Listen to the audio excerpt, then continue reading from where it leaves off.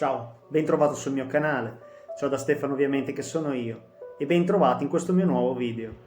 Come spesso accade nei miei video parlerò di relazioni tossiche, amori malati, con narcisisti patologici, borderline oppure psicopatici. Io per correttezza premetto sempre di non essere né uno psichiatra né uno psicologo. Sono un giornalista, regolarmente iscritto all'albo che però, ahimè, ho attraversato alcune relazioni tossiche. Ho fatto un mio percorso virtuoso e ne sono uscito bene. In questi anni ho studiato libri scritti da luminari internazionali come Otto Kernberg oppure Sigmund Freud. Ho guardato numerosi video tenuti da psichiatri e psicologi, anche italiani, esperti in relazioni tossiche. La cosa più importante, ho partecipato a gruppi e seminari di persone che, come me, sono state vittime di amori malati. Ho ascoltato molti racconti e ho metabolizzato alcuni concetti che voglio esporre in questi video. Il titolo del video di oggi è Il narcisista sadico. Andiamo a leggere cosa dice l'enciclopedia in merito al narcisista sadico. Il disturbo sadico di personalità è un disturbo di personalità che coinvolge il sadomasochismo e che è apparso in un appendice del manuale diagnostico e statistico dei disturbi mentali. Quindi il disturbo sadico di personalità è un disturbo mentale. Le versioni successive non lo includono, ma comunque sia è inserita all'interno del DSM-3R, che significa manuale statistico e diagnostico dei disturbi mentali. Le parole sadismo derivano dal marchese de Sade. Il marchese de Sade era un politico francese vissuto nel 1700 che amava infliggere dolore fisico alle proprie partner, proprio aveva un incitamento sessuale nell'infliggere dolore alle proprie partner. Ma andiamo a leggere nello specifico che cos'è il narcisista sadico e il sadismo. Il sadismo implica il trarre piacere attraverso altri che subiscono disagio o dolore. Tieni buono il concetto.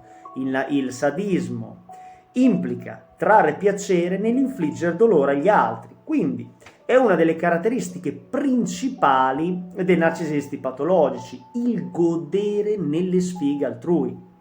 Quante volte ti sarà capitato di vedere magari un narcisista patologico che godeva, non so se capitava una sfiga a qualcuno, oppure queste parole, ma se l'è cercata, oppure ma non è mica nulla di grave, magari una persona si è fatta male. Nei casi più estremi è capitato di vedere, ho sentito delle storie dove è capitato di vedere dei partner che ridevano nel vedere altre persone soffrire. Quindi il sadismo è una parte importante del narcisismo patologico, questo deve essere chiaro. Ancora, gli individui che possiedono personalità sadica, come i narcisisti patologici, tendono a mostrare aggressività ricorrente o comportamento crudele. Ritorniamo al discorso di prima. Molti narcisisti patologici ridono nel vedere una disgrazia altrui, oppure minimizzano dicendo se l'è cercata. Ancora, il sadismo può anche includere l'uso della crudeltà emotiva. Tieni buono il concetto. Il sadismo implica la crudeltà emotiva. Se ti ha lasciato il tuo ex narcisista patologico, se era narcisista patologico, ricordiamo che possono essere sia maschi che femmine, tu lo chiami per chiedere spiegazioni, lui ti sbatte giù il telefono, oppure ti blocca, oppure se parla con te, ti addossa tutte le colpe. E che cos'è? Sadismo emotivo e quindi narcisista sadico. Perché?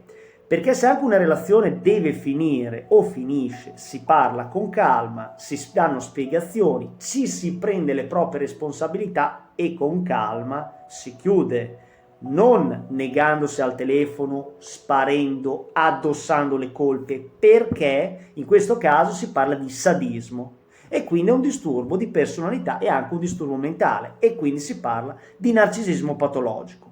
Ancora. La manipolazione intenzionale degli altri è la base e come la fanno? Attraverso la paura. Tieni buono il concetto.